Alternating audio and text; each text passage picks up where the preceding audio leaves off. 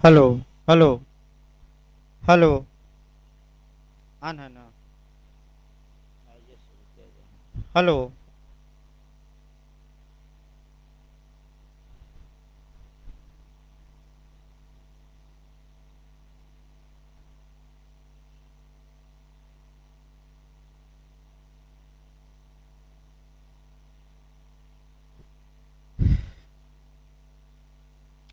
इलाहाबाद विश्वविद्यालय परिवार से जुड़े सभी छात्र छात्राओं का मनोज पांडे सर द्वारा हार्दिक स्वागत किया जाता है। देखिए, हम लोग आपका चल रहे थे, एविडेंस एक्ट पढ़ाया जा रहा था। और एविडेंस एक्ट ऐसा कानून है जिसमें शब्द काफ़ी कठिन है। शब्द ही कठिन नहीं है, बल्कि इसको समझना भी थोड़ा कठिन है। प्रोसीजरल लॉ में सबसे कठिन आपका एविडेंस एक्ट की भाषा या लैंग्वेज माना जाता है। लेकिन मेरा प्रयास रहेगा कि इस लैंग्वेज को गंवारू भाषा में, अर्थात एकदम इजी या सुकर या आसान भाषा में बताया जाए, ताकि जो लड़का कभी भी एविडेंस न पढ़ा हो उसके भी दिमाग में मेरी बातें समाहित हो। आइए देखा जाए, सेक्शन 3 हम चल रहे थे और 2 इंटरप्रिटेशन पढ़ा चुके थे। आपका सेक्शन 3 में एक फैक्ट की इंटरप्रिटेशन पढ़ाए थे और दूसरा कोर्ट की। अब तीसरा जो हम इंटरप्रिटेशन पढ़ाने जा रहे हैं वह है fact in issue. Fact in issue या विवादक तथ्य, यानी कि तीसरा हम लोग देखेंगे आपका फैक्ट इन इशू या विवादक तथ्य। विवादक तथ्य हम देखेंगे और विवादक तथ्य को अच्छे से समझने का प्रयास करिए। इसे तनकीह कहा जाता है। तनकीह, उर्दू में इसे तनकीह कहा जाता है। और आपका कह सकते हैं कि इंग्लिश में फैक्ट इन इशू कहा जाता है। आइए पहले बेयर एक्ट की भाषा न देखकर एक एक बातों पर गौर किया जाए, आपका छोटी छोटी बातों पर, और इसको अच्छे से आप तैयार रखेंगे।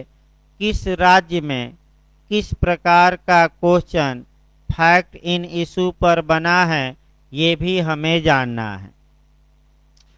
विवादक तथ्य का मतलब ये हुआ कि जिस तथ्य पर मतभेद हो या विवाद हो, यानी कि विवादक तथ्य जानने से पहले आपको फैक्ट को जानना पड़ेगा, तथ्य को, और तब आप विवादक तथ्य जान सकते हैं।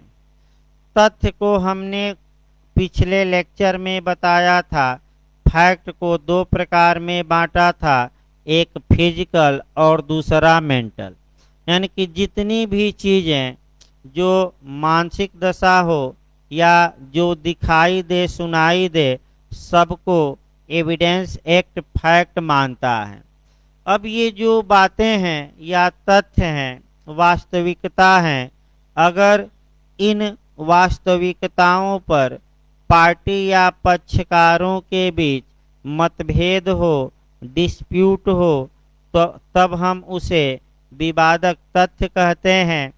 यानी कि जिन तथ्यों पर पक्षकारों के मध्य विवाद हो, डिस्प्यूट हो, मतभेद हो, या पक्षकार विपरीत विपरीत मत रखते हों, उसी को एक लाइन में हम फैक्ट इन इशू कहते हैं। जहाँ तक फैक्ट इन इशू की बात है, फैक्ट इन इशू, आपका फैक्ट इन इशू के लिए 2 बातें आवश्यक हैं।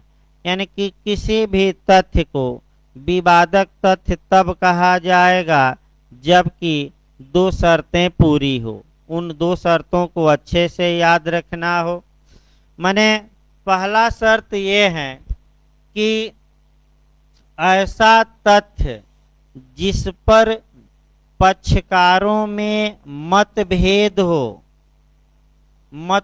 हो। और दूसरा हम ये देखेंगे कि मतभेद इतना महत्वपूर्ण है इस फैक्ट को लेकर कि इसी मतभेद के आधार पर पक्षकारों के राइट यानी कि अधिकार या पक्षकारों की ड्यूटी यानी कि कर्तव्य या पक्षकारों की लायबिलिटी या उत्तरदायित्व अवश्यमेव यानी कि सर्टेन रूप से निश्चित रूप से निर्भर करता है।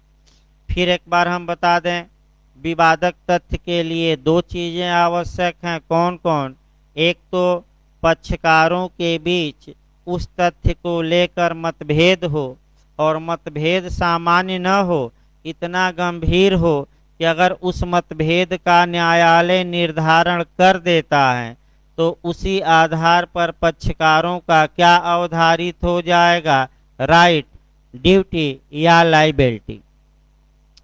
जहां तक विवादक तथ्य की बात है, अब इसका निर्धारण कैसे किया जाता है ये भी अच्छे से जानना है।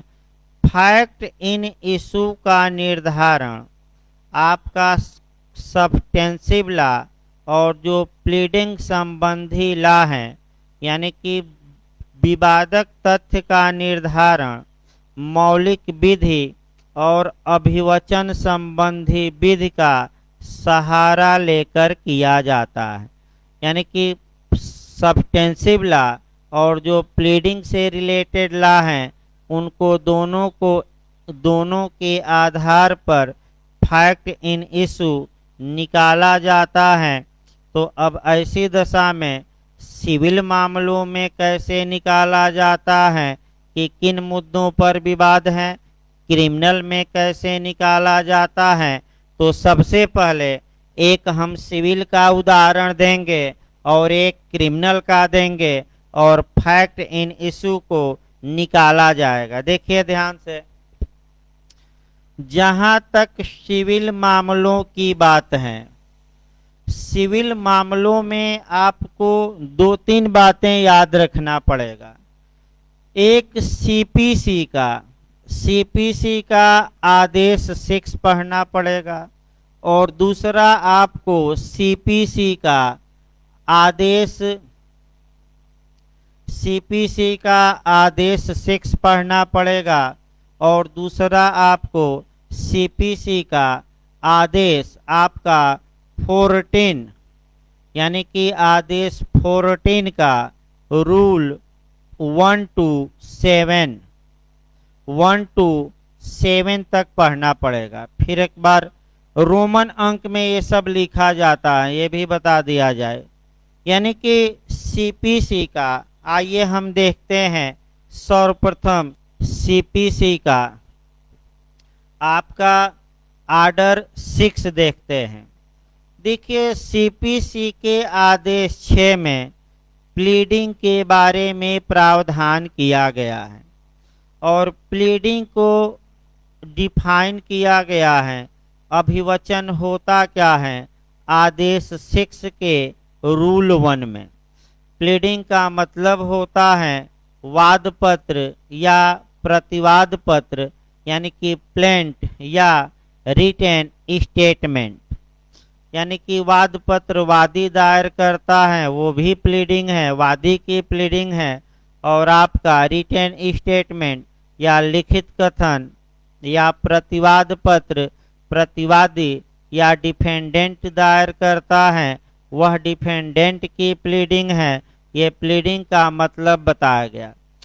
जहाँ तक प्लीडिंग के सब्सटेंसिव प्रिंसिपल की बात है, सारभूत सिद्धांत की बात है, प्लीडिंग के या अभिवचन के सारभूत सिद्धांतों का उल्लेख सीपीसी के आर्डर 6 के रूल 2 में दिया गया है। ये यूपीजे में आ चुका है, गलत न हो। सीपीसी में अभिवचन के सिद्धांत कहाँ समाहित हैं? तो आपका जवाब रहेगा आर्डर 6 के रूल 2 में। आर्डर 6 का रूल 2 ये बताता है, प्लीडिंग के 4 नियमों को बताता है, लेकिन हमें यहाँ चारों नियमों को नहीं जानना है, बल्कि एक पॉइंट जानना है। और वह पॉइंट ये जानना है कि अभिवचन या प्लीडिंग में उन तथ्यों का उल्लेख किया जाता है जिनको प्रूफ करना है, जिनको साबित करना है।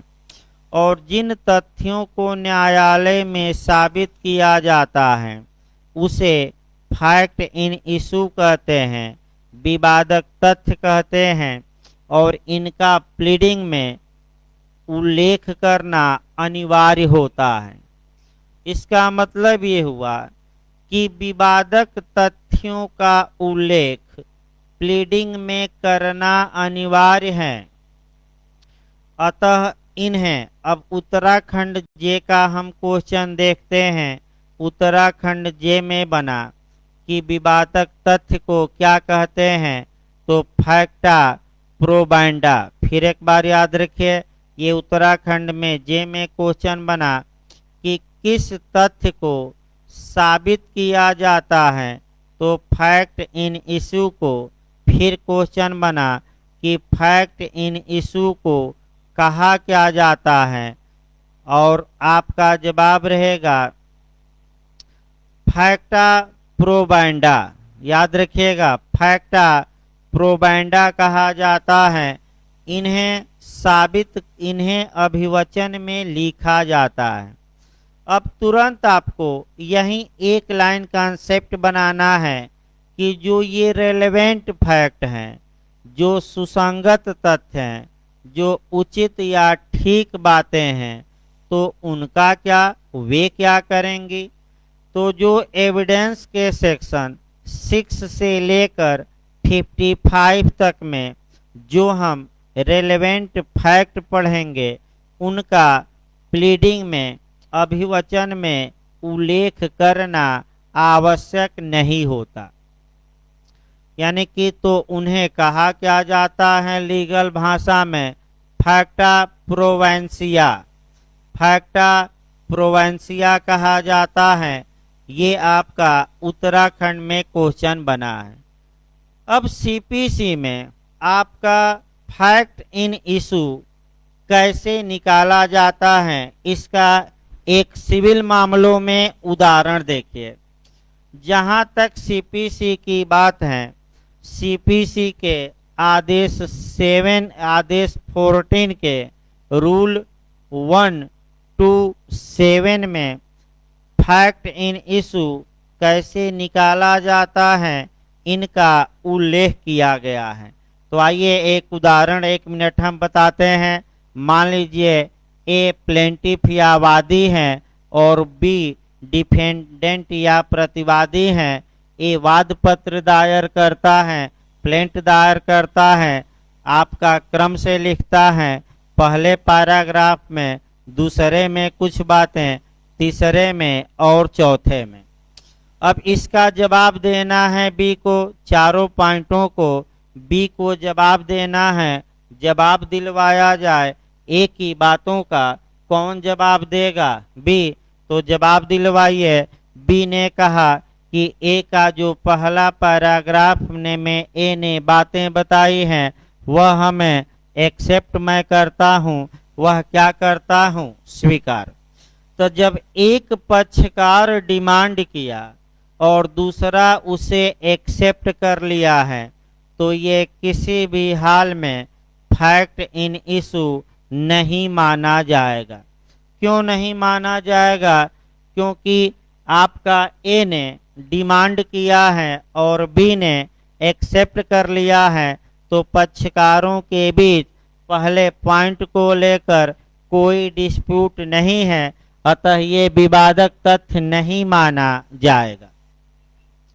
दूसरा पॉइंट देखिए, ए ने दूसरे पैराग्राफ में बातें बताई हैं और बी इससे इनकार कर दिया है।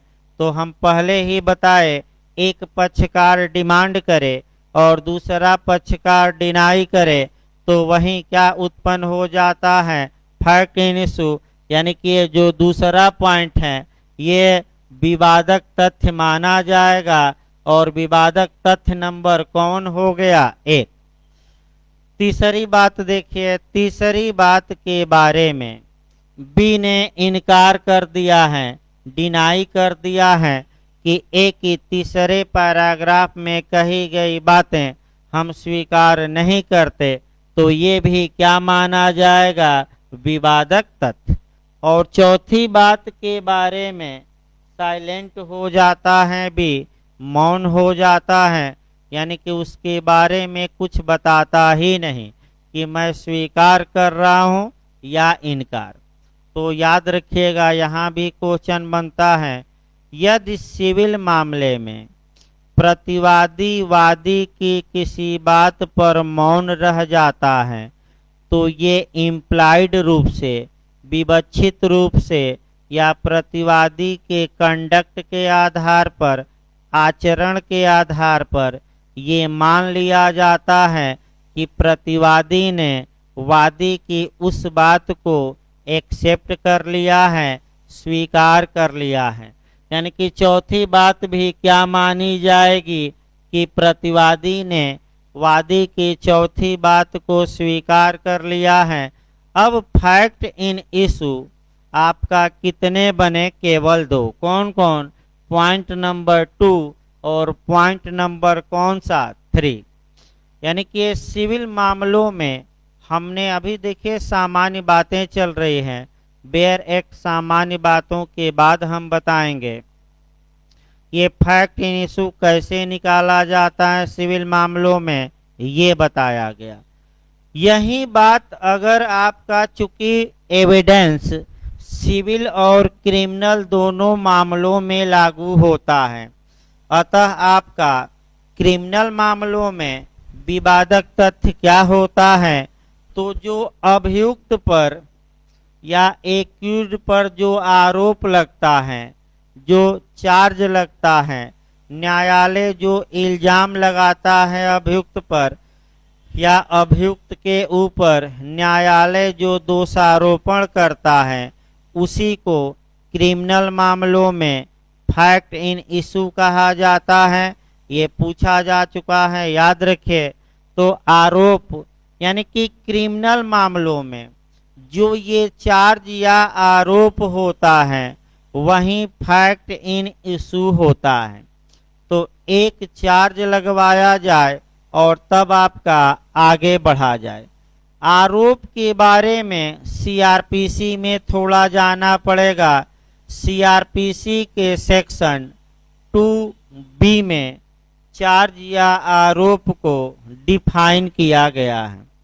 आरोप के बारे में विस्तृत प्रावधान आपका सीआरपीसी की धारा, सीआरपीसी के सेक्शन 211 से लेकर 224 तक दिया गया है, ये भी याद रखना है। आरोप के निर्माण से ही, आरोप के फ्रेम होने से ही आपका ट्रायल शुरू होता है, विचारण प्रारंभ होता है। यहाँ कई जगह इंटरव्यू में क्वेश्चन बना है सीआरपीसी में कि इंक्वायरी और ट्रायल में आप कैसे अंतर करेंगे, यानी कि जांच और विचारण में आप डिफरेंस कैसे करेंगे। तो भाई इंटरव्यू के लिए भी तैयार रखिए। आप बस एक लाइन में बताएंगे कि आरोप के निर्माण यानी कि चार्ज फ्रेम जो हुआ है, आरोप के निर्माण के पूर्व की सभी का न्यायिक कार्यवाहियां इंक्वायरी कहलाएंगी और आरोप के निर्माण से और उसके बाद जो जुडिशियल प्रोसीडिंग होगी उसे ट्रायल कहा जाएगा। तो आरोप का जो निर्माण होता है वह कोर्ट द्वारा किया जाता है। कुछ विचारणों में यह व्यापक रूप से किया जाता है, रिटेन में किया जाता है, और कुछ विचारणों में केवल सारांश या मुख्य मुख्य बातें बताना ही पर्याप्त होता है। तो हम बता दें एक लाइन, कोर्ट ऑफ सेशन के समक्ष ट्रायल में और मजिस्ट्रेटों द्वारा वारंट मामलों के विचारण में आरोप का लिखित में होना अनिवार्य है, रिटेन में, जबकि समन मामलों के ट्रायल और समरी ट्रायल यानी कि संक्षिप्त विचारण में आरोप का केवल क्या बताया जाता है, सारांश। अब आरोप लगाया जाता है तो कैसे लगाया जाता है और कैसे क्या किया जाता है, एक उदाहरण इस पर समझिए, तब हम फैक्ट इन इशू क्रिमिनल मामलों में निर्धारित करते हैं। लेकिन एक लाइन याद रखिए, क्रिमिनल मामलों में जो अभियुक्त पर चार्ज होता है, आरोप न्यायालय लगाता है, उसी को फैक्ट इन इशू कहा जाता है। तो मान लीजिए ए एक अभियुक्त है, ए एक अभियुक्त है, इधर अभियोजन या प्रोसिक्यूशन है, इधर अभियोजन हो गया और इधर आपका अभियुक्त हो गया। तो न्यायालय ने अभियुक्त पर चार्ज लगाया और चार्ज में देखिए पहला पॉइंट लिखा, दूसरा पॉइंट लिखा, तीसरा और चौथा। ऐसी दशा में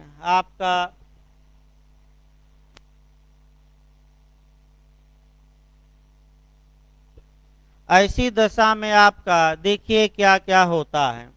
मान लीजिए न्यायालय ने पहला आरोप लगाया और अभियुक्त उस आरोप को स्वीकार कर ले रहा है कि ये जो इल्जाम हम पर न्यायालय ने लगाया है सही है, तो ये फैक्ट इन इशू अब नहीं कहा जाएगा, क्योंकि एक पक्षकार ने डिमांड किया और दूसरे ने उसे क्या कर लिया, एक्सेप्ट। दूसरा न्यायालय ने बातें कही हैं दूसरे पैराग्राफ में, अभियुक्त उससे इनकार कर रहा है, तीसरे में भी इनकार कर रहा है, और चौथे पॉइंट पर अभियुक्त या एक्यूज्ड क्या रह गया है, मौन। यहीं एक लाइन अंतर देखना है।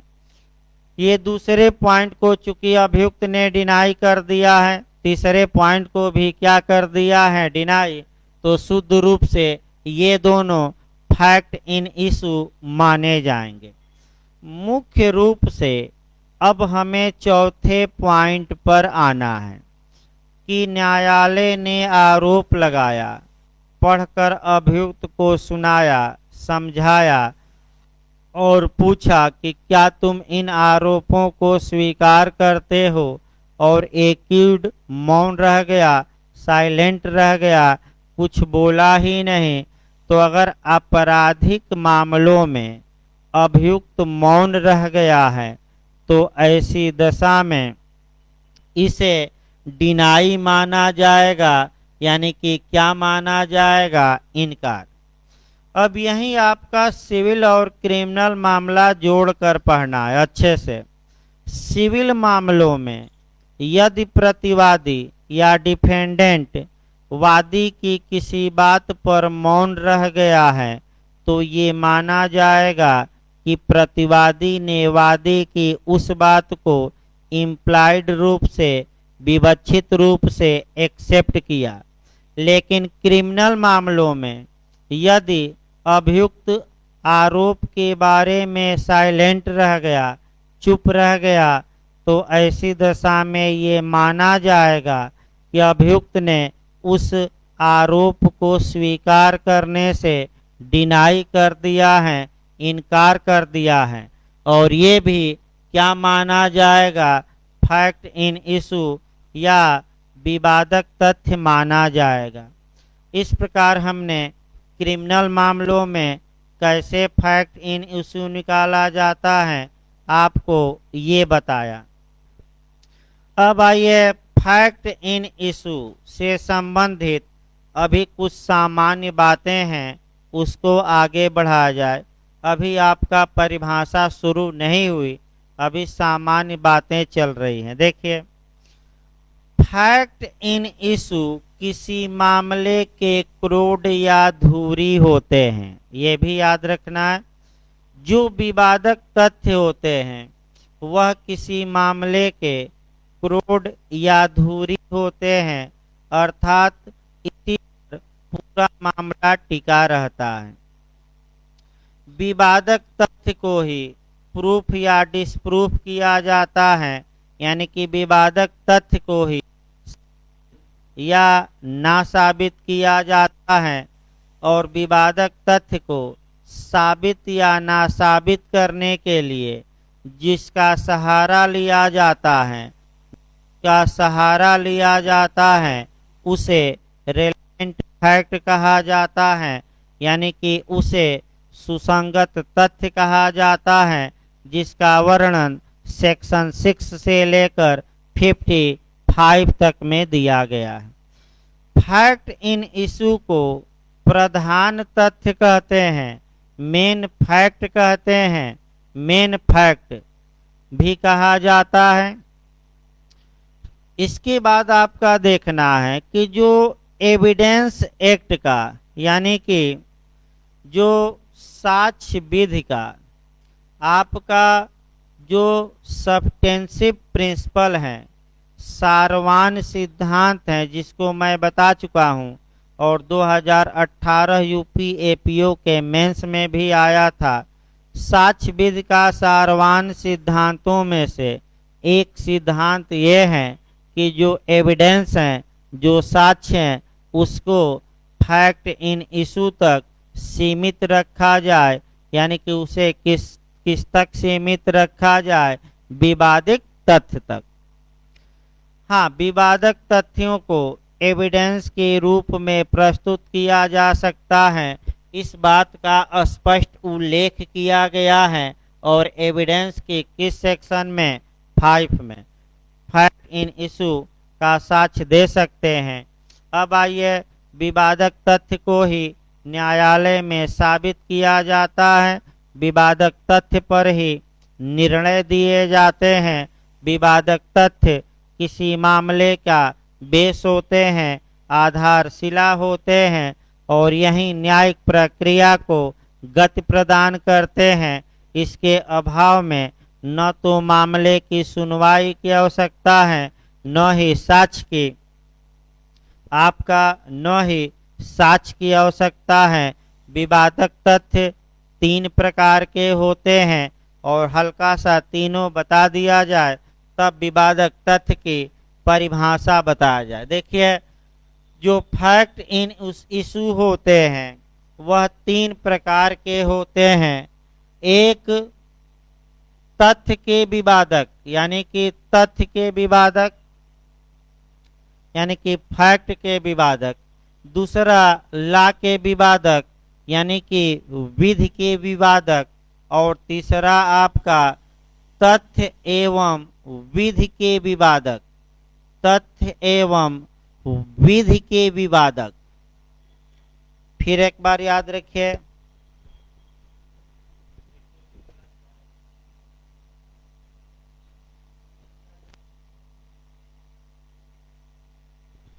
देखिए, आपका एक विधि का विवादक होता है लॉ का, एक तथ्य का, और दूसरा तथ्य का, और तीसरा फैक्ट एंड लॉ मिक्स, यानी कि दोनों का मिक्सअप होता है। यहाँ क्वेश्चन आपका प्री में भी बन रहा है और आपका इंटरव्यू में भी। आपका क्वेश्चन ये बनता है, झारखंड ने बनाया कि जो आपका ये पूछा गया था कि जो टाइम होता है, लिमिटेशन होता है, वह किसका प्रश्न माना जाएगा? क्वेश्चन ऑफ फैक्ट माना जाएगा कि क्वेश्चन ऑफ लॉ?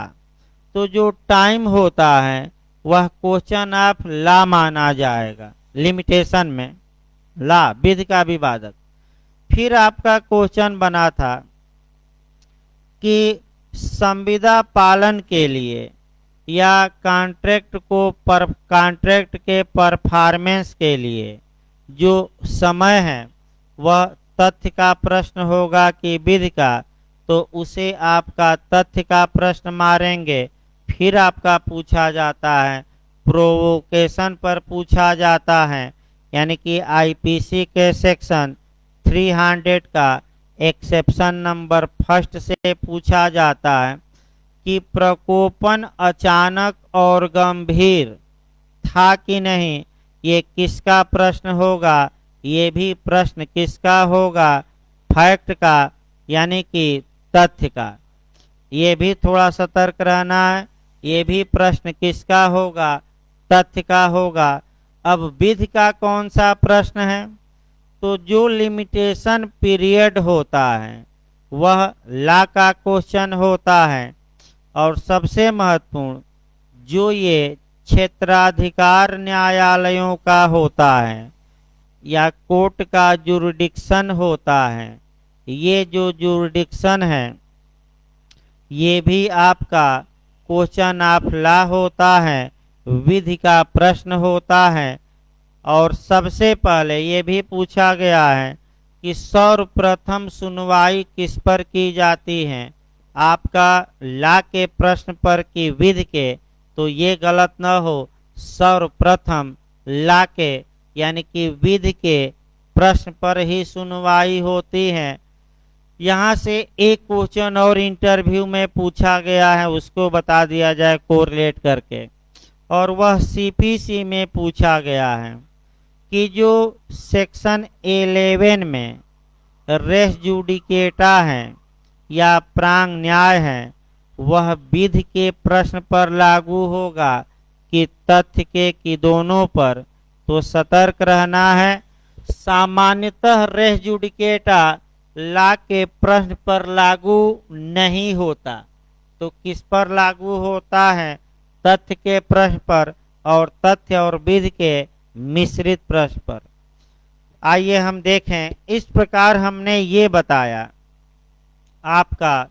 फिर आगे बढ़ा जाए। सामान्य बातें हो गई, तो जो बेयर एक्ट की भाषा है अब उसको हमें देखना है।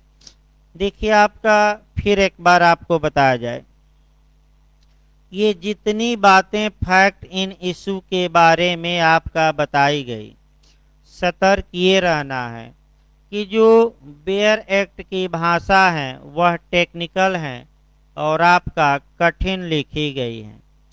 जब भी मेंस में आपका आता है और केवल बेयर एक्ट लिखना हो तो आपको सलाह दी जाती है कि बेयर एक्ट की जो भाषा है उस भाषा को आप रट डालिए और कोई उपाय नहीं है।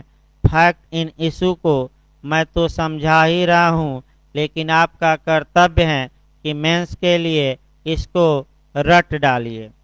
देखिए क्या कहा गया है बेयर एक्ट की भाषा और बेयर एक्ट को कैसे तोड़ा जाता है, क्योंकि बहुत से लोग बेयर एक्ट को कैसे पढ़ा जाए तोड़कर इसका ज्ञान नहीं रखते। तो बेयर एक्ट को हम तोड़ते हैं और अच्छे से जानिए कि बेयर एक्ट को कैसे तोड़कर पढ़ा जाता है। देखिए विवादक तथ्य की क्या परिभाषा दी गई है।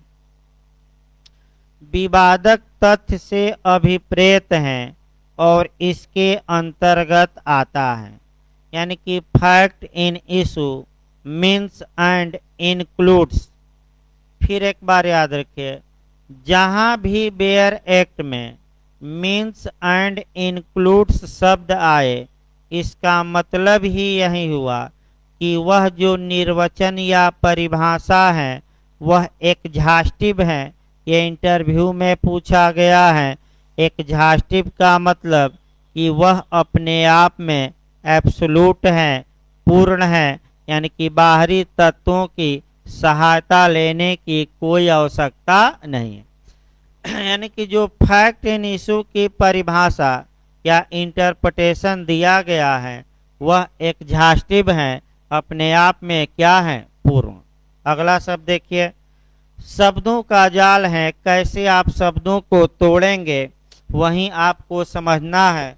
चूंकि कठिन परिभाषा है तो प्रयास ये करिए कि शब्दों के जाल को तोड़िए। यानी कि जिस प्रकार अभिमन्यु 6 द्वार तोड़ चुका था, 7वें में जाकर फंस गया था, लेकिन आपको 6 द्वार नहीं बल्कि 7वां द्वार भी तोड़कर कंपटीशन में आगे बढ़ना है। इतना जानिए कि 7वां द्वार भी क्या किया जाए, तोड़ा जाए। तो देखिए बेयर एक्ट क्या लिखता है, ऐसा कोई भी तथ्य जिसे अकेले ही से या अन्य तथ्यों के संसर्ग में, यानी कि ऐसा कोई फैक्ट यानी कि तथ्य, चाहे वह तथ्य सिंगल यानी कि अकेले, सिंगल भी हो सकता है, या अन्य तथ्यों से संसर्ग का मतलब को कोरिलेट होकर, कोरिलेट मतलब कि अन्य तथ्यों से जुड़कर कह सकते हैं, या अन्य तथ्यों से संसर्गी होकर, संसर्ग माने कनेक्ट होना, कनेक्ट माने क्या, संबंधित होकर, संबंधित कह सकते हैं, संबंधित होकर। अब ये जो फैक्ट हैं चाहे अकेले हो या कई फैक्ट हो, क्या किया गया है, अब ये देखिए, किसी वाद या कार्यवाही, देखिए बेर कैसे तोड़ा जाता है, किसी वाद या कार्यवाही। अब सूट मतलब क्या हुआ और प्रोसीडिंग मतलब क्या हुआ, ये दोनों पहले समझ लेना है। सूट शब्द की जहां तक बात है, सिविल मामलों में वाद दायर किया जाता है। वाद शब्द की समुचित परिभाषा सीपीसी नहीं देती। सीपीसी के सेक्शन 26 में ये बताया गया है, केवल और केवल 26 में, कि प्रत्येक सूट प्लेंट दायर करके, यानी कि प्रत्येक वाद पत्र के माध्यम से दायर किया जाएगा। लेकिन आपका वाद शब्द को परिभाषित नहीं किया गया है। सूट फाइल करने का प्रोसीजर सीपीसी के आर्डर 4 में दिया गया है कि क्या प्रोसीजर होगा। सर्वप्रथम 1935 में हंसराज के केस में, यानी कि सर्वप्रथम आपका 1935 ईस्वी में हंसराज के केस में आपका प्रीवी काउंसिल ने सूट या वाद शब्द को परिभाषित करने का प्रयास किया, लेकिन पूरी तरह परिभाषित नहीं कर पाया, लेकिन परिभाषा दी। तो वाद मतलब कि केवल सिविल मामला है। अतः चूंकि हम बताए हैं कि ये जो एविडेंस एक्ट हैं और जो हम इंटरप्रिटेशन क्लाज पढ़ा रहे हैं, ये सिविल में भी अप्लाई होगा, क्रिमिनल में भी। और आप कहेंगे कि सूट तो केवल सिविल में है, अतः सूट के बाद एक शब्द और लिखा है और वह प्रोसीडिंग यानी कि कार्यवाही। कार्यवाही शब्द एक व्यापक अर्थ रखता है। इसमें एप्लीकेशन यानी कि आवेदन पत्र, पिटीशन यानी कि याचिका, इसमें कंप्लेंट यानी कि परिवाद, एनसीआर, एफआईआर सभी कुछ कार्यवाही में समाहित हैं। यानी कि वाद शब्द से विस्तृत अर्थ कौन रखता है, कार्यवाही। और सिविल और क्रिमिनल दोनों मामलों में कार्यवाही शब्द लागू होगा। अतः यह विवादक तथ्य की परिभाषा सिविल और क्रिमिनल दोनों मामलों में लागू होगी। आगे देखिए, अब कोई तथ्य है, चाहे एक तथ्य हो या कई तथ्य जुड़े हों, किसी वाद में यानी कि सिविल मामले में, या किसी कार्यवाही में यानी कि सिविल मामले या क्रिमिनल मामले में, तो क्या किया जा रहा है इस तथ्य को लेकर, अब ये देखना है। देखिए तथ्य को लेकर अब क्या किया जा रहा है। इस तथ्य को लेकर आपका एक पक्षकार प्राख्यात करता है, यानी कि एक पक्षकार प्राख्यात करता है और या इस तथ्य को ही प्राख्यात या प्रत्याख्यान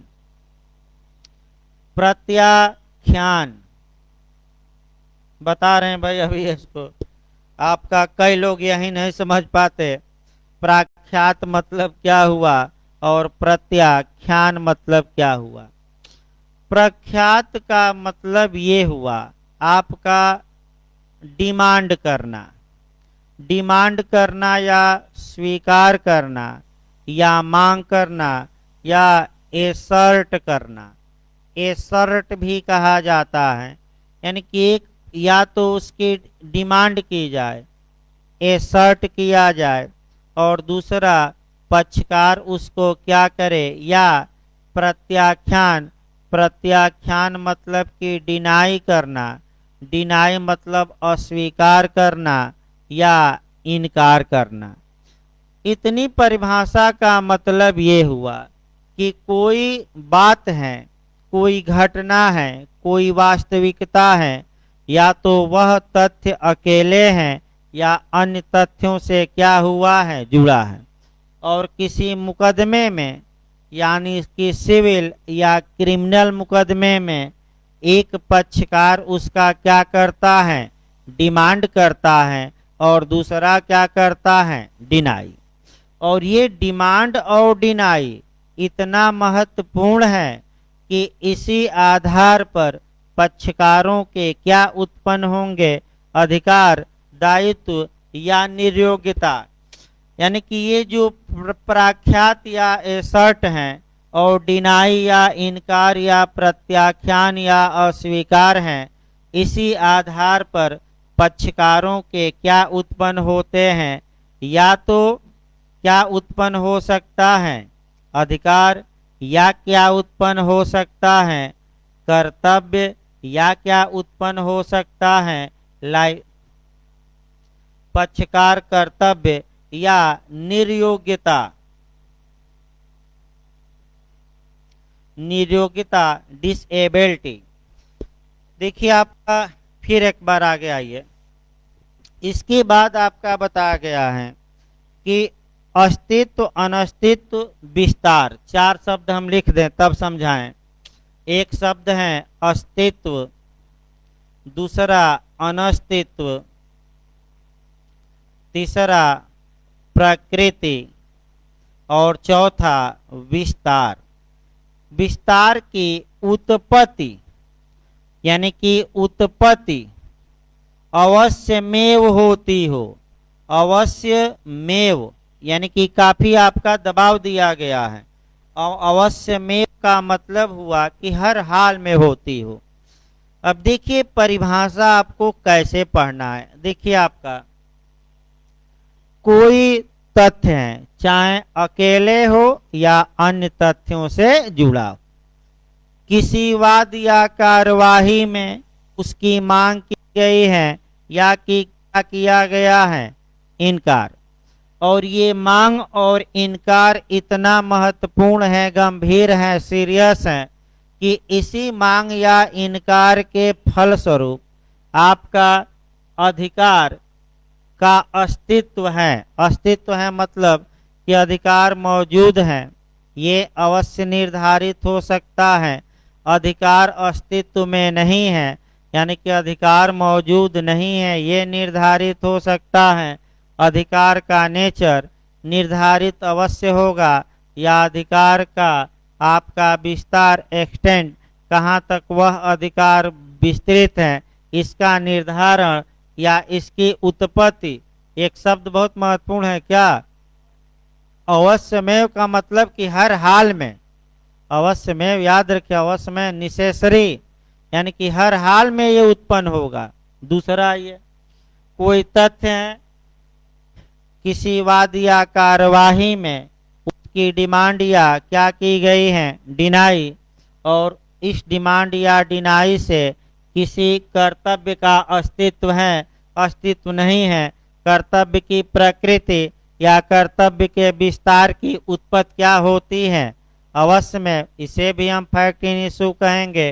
फिर देखिए, कोई तथ्य चाहे अकेले या अन्य तथ्यों से कोरिलेट हैं और किसी वाद या कार्यवाही में डिमांड या डिनाई किया गया है और यह डिमांड और डिनाई इतना महत्वपूर्ण है किसी आधार पर किसी पक्षकार के निर्योग्यता यानी डिसेबिलिटी अयोग्यता अस्तित्व में है, इसकी उत्पत्ति हो सकती है। हर हाल में अस्तित्व में नहीं है, इसकी उत्पत्ति हो सकती है। उस निर्योग्यता का नेचर क्या है, ये उत्पन्न हो सकता है, या उस निर्योग्यता या डिसेबिलिटी का विस्तार कहाँ तक है, इसकी उत्पत्ति होती ही नहीं है। शब्द दबाव है अवश्य में। अवश्य में मतलब क्या, हर हाल में, निश्चित तौर पे, सामान्यतः नहीं, निश्चित तौर पर होती है।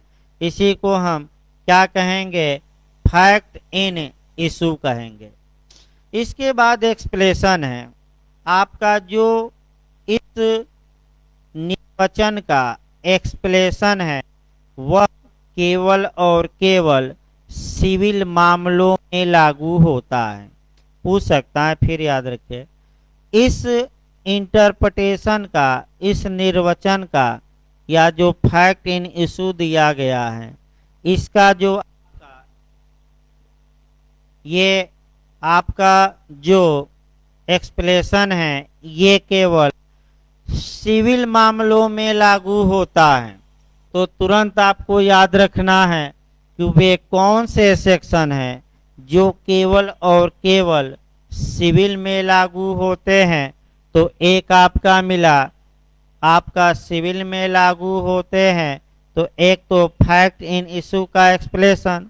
इसके बाद सेक्शन रट कर जाइएगा, 23 सेक्शन है, 52 है, 55 है, 115 है, 116 है, 117 है।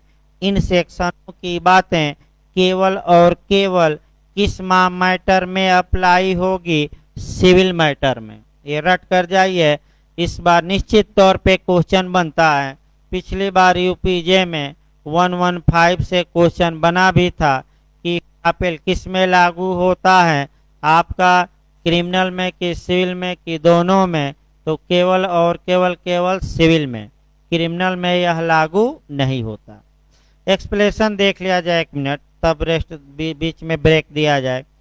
जब कभी कोई न्यायालय विवादक तथ्य को सिविल प्रक्रिया से संबंधित किसी तत्समय प्रवृत्त विधि के उपबंधों के अधीन अभिलिखित करता है, तब ऐसे विवादक के उत्तर में जिस तथ्य का डिमांड या डिनाई, एसर्ट या डिनाई किया जाता है, वह भी विवादक तथ्य माना जाएगा।